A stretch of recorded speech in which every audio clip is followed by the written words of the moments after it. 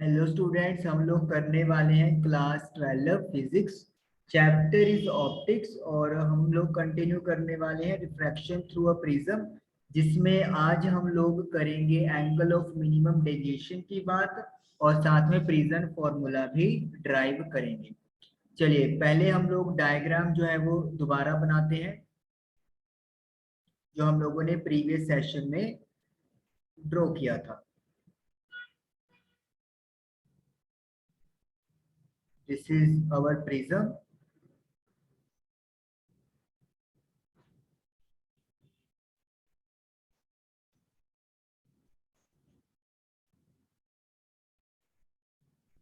Pose करते हैं, यहाँ पे एक रे ऑफ लाइट आएगी लाइक दिस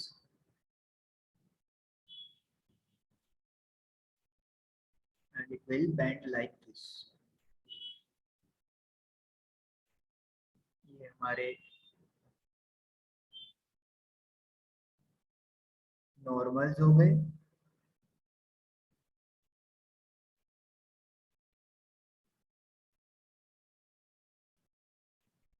डॉटेड लाइन से नॉर्मल्स हमने बनाने हैं।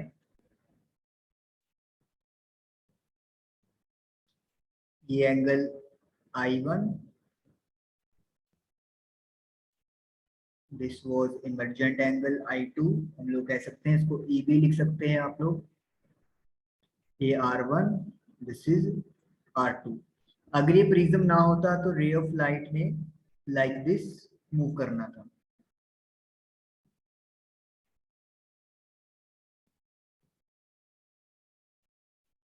लेकिन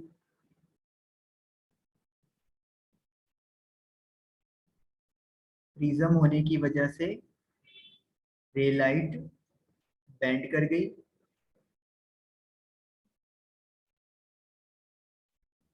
ऐसे, और ये एंगल आपका डेविएशन एंगल बन गया। अब मैं इसको आज डेविएशन मिनिमम लिखने वाला हूं, क्योंकि हम लोग मिनिमम डेविएशन की बात करेंगे। हम लोगों ने ये बात किया था डिस्कस कि अगर मिनिमम डेविएशन चाहिए, यानी कि अगर डेविएशन को मिनिमम होना है, तो उसके लिए I1 जो है वो I2 के इक्वल होना चाहिए, और जो R1 है वो R2 के इक्वल बनना चाहिए। तब ये मिनिमम डेविएशन वाली कंडीशन सेटिस्फाई होगी। ग्राफ से हम लोगों ने ये चीज देखी थी।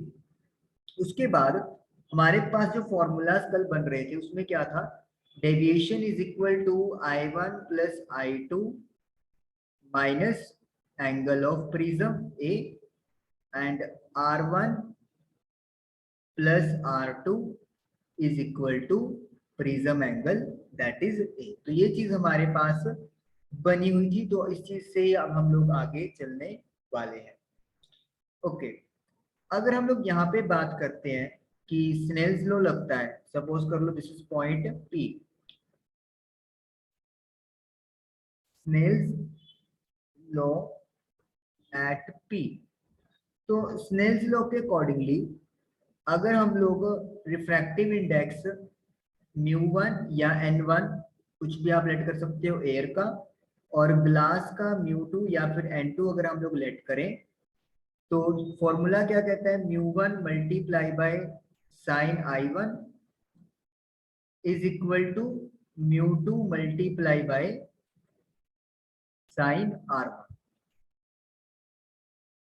हम लोग μ1 को डिवाइड में ले जाएंगे तो μ2 अपॉन μ1 बन जाएगा, और sine I1 divided by sine R1। Sine R1 divide में चले गए और इधर μ1 को डिवाइड में लेकर चले गए। μ2 अपॉन μ1 को जैसे आपको पता है कि refractive index of second medium with respect to 1 है, तो हम लोग उसको म्यू लिख सकते हैं। और I1 की जगह we will write I, and R1 की जगह वी विल राइट R। बाय, क्योंकि मिनिमम डेविएशन की बात हो रही है, तो इसीलिए I1 I के और R1 जो है हमने R के लेट किया है। ये हम लोग पहले ही इस चीज को मेंशन कर चुके हैं। ओके, ये करने के बाद उसके बाद देखिए क्या होगा। हमारे पास डेविएशन का फॉर्मूला है जो हमने कल देखा था। That is mu deviation is equal to I1 plus I2 minus A. अब अगर मिनिमम डेविएशन की बात करते हैं तो इधर डेल्टा एम लग जाएगा, I1 और I2 दोनों की जगह I आ जाएगा और माइनस का a, तो it will B 2I1 2I minus a। अगर आप a को शिफ्ट करोगे तो इट विल बिकम पॉजिटिव और एंगल ऑफ इंसिडेंस I की वैल्यू आ गई delta m plus a upon 2। तो ये एंगल ऑफ इंसिडेंस हमारे पास से निकल के आ गया in terms of deviation, better saying minimum deviation और प्रिज्म एंगल की टर्म्स में। अब इसी तरीके से हम लोग r की बात करेंगे। R1 और R2 दोनों r के इक्वल है, मिनिमम डेविएशन का भी केस कर रहे हैं, तो r plus r is equal to a और we can say 2r is equal to a। तो r की वैल्यू आपके पास आ गई a अपॉन 2। तो i और r दोनों की वैल्यूज हमारे पास आ गई हैं। अब ये वैल्यूज हम लोग इस इक्वेशन में क्या कर देंगे, पुट कर देंगे। So mu is equal to sine i की जगह deviation minimum plus a upon 2 divided by sine a by 2।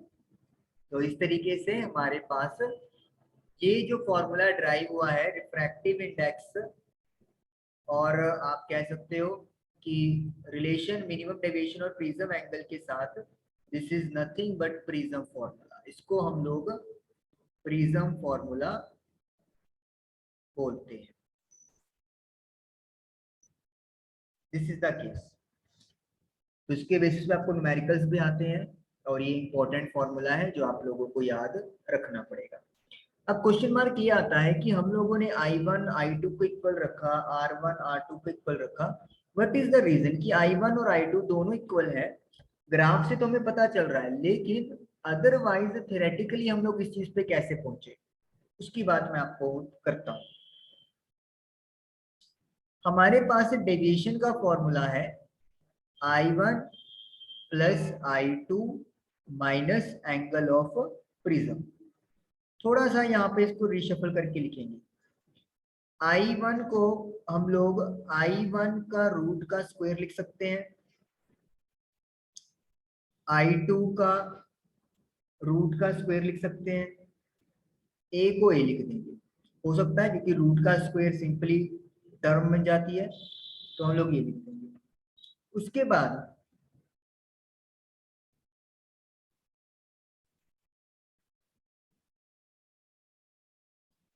हम लोग क्या करेंगे, -2 रूट I1 I2 ये वाली जो क्वांटिटी है ये प्लस माइनस कर देंगे ताकि इक्वेशन पे कोई फर्क ना पड़े, यानी कि 2 रूट I1 I2 प्लस और माइनस हम लोगों ने करना है।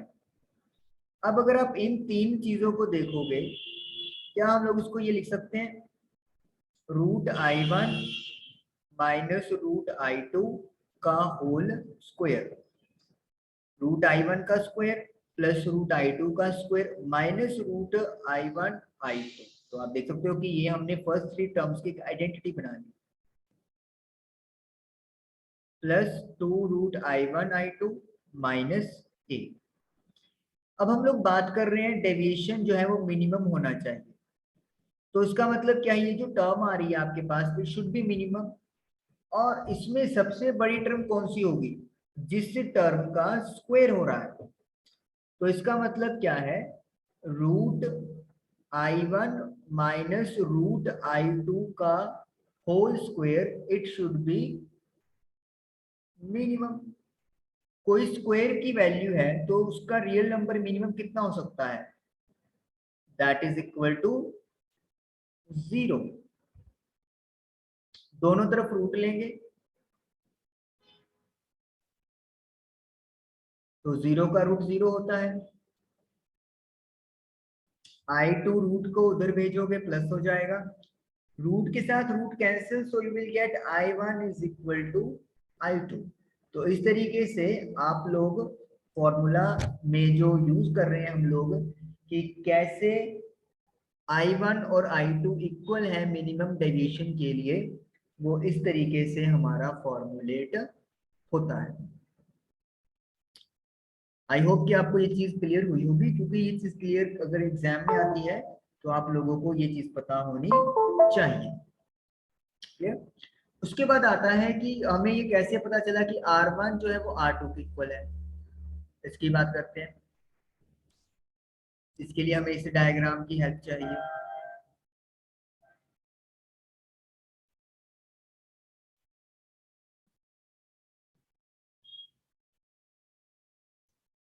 स्नेल का लॉ लगता है, तो स्नेल लॉ के अकॉर्डिंगली क्या चीज होती है, μ1 multiply by sine I1। Sine I लिख सकते हैं हम लोग, क्योंकि हम लोगों ने अभी चीज की है, मिनिमम डेविएशन की बात कर रहे हैं। μ2 इंटू साइन, यहाँ पे अपन R1 लिख लेते हैं। दूसरी तरफ अपने पास क्या है, μ2 multiply by sine R2 equal to μ1 multiply by sine I1। μ1 into sine I2 की जगह I1 लिख देंगे। अब ये टर्म और ये टर्म ये इक्वल होंगी, क्योंकि जब इनका आपस में कॉरेस्पॉन्डिंग टर्म इक्वल है, तो μ2 into sine R2 is equal to μ2 into sine R1। μ2 के साथ μ2 कैंसिल हो गया, sine R2 is equal to sine R1, which is possible only when R1 is equal to R2। तो इस तरीके से आप R1 और R2 को भी इक्वल प्रूव करके एग्जाम में दिखा सकते हो। तो ये आप लोगों का डन है। उसके बाद हमारे पास आता है कि जब आप ये मिनिमम डेविएशन की बात करेंगे, तो जो रिफ्रैक्टेड रे है, यानी कि बीच वाली रे जो P से Q तक जा रही है, it will be parallel to the base of prism. ये बेस प्रिज्म का जो बेस है उसके पैरेलल मूव करेगी। ये हम लोग कह सकते हैं कि जो एक ऑब्जर्वेशन है, जो हमें अगर एग्जाम में आपको आ जाए कि ray refracted ray is moving parallel to the base of prism, तो समझ जाना चाहिए कि वो मिनिमम डेविएशन के केस की बात कर रहे हैं। तो ये आप लोगों के लिए बड़ी मतलब अच्छी चीज है जो आप लोगों को पता होनी चाहिए। चलिए एक क्वेश्चन हम लोग यहाँ पर डन करते हैं, ताकि थोड़ा सा कंसेप्ट आप लोगों को और अच्छे से क्लियर हो जाए। क्वेश्चन है मेरे पास, a ray of light incident on an equilateral triangular glass prism। Equilateral triangular glass prism है, यानी कि जो एंगल है वो 60 डिग्री का होगा। इसका मतलब ये है प्रिज्म का एंगल 60 डिग्री है, equilateral. Of refractive index is equal to √3, यानी कि μ2 अपॉन μ1 की वैल्यू हमें √3 गिवन करती है।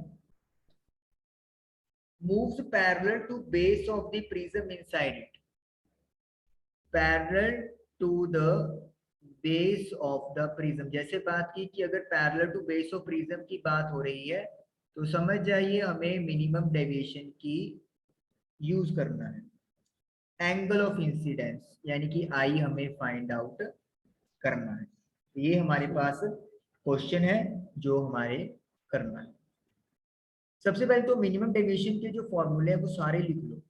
क्या फॉर्मूला था, 2i minus A.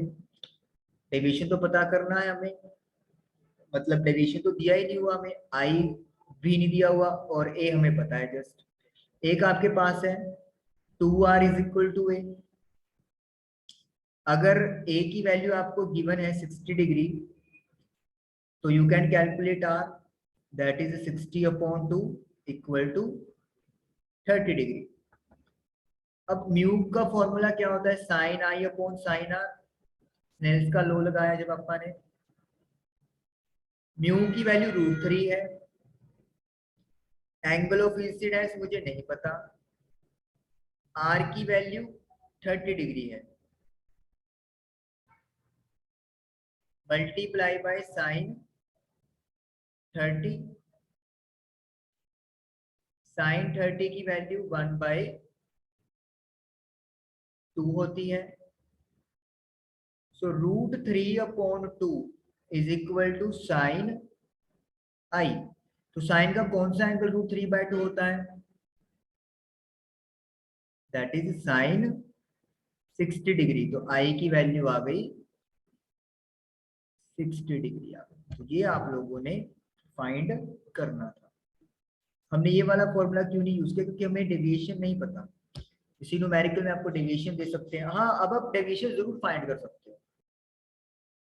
2 into I that is 60, prism angle 60 minus कर देंगे, so 120 minus 60 that is equal to 60। तो मिनिमम डेविएशन का जो एंगल बन रहा है वो 60 है। मतलब ये कम से कम डेविएशन 60 डिग्री तो होगी ही, इससे ज्यादा हो सकती है लेकिन इससे और ज्यादा कम नहीं जाने वाला। तो इस तरीके से आपका ये न्यूमेरिकल और प्रिज्म फॉर्मूला डन हुआ। आई होप कि आपको समझ में आया होगा। Thank you for watching the video.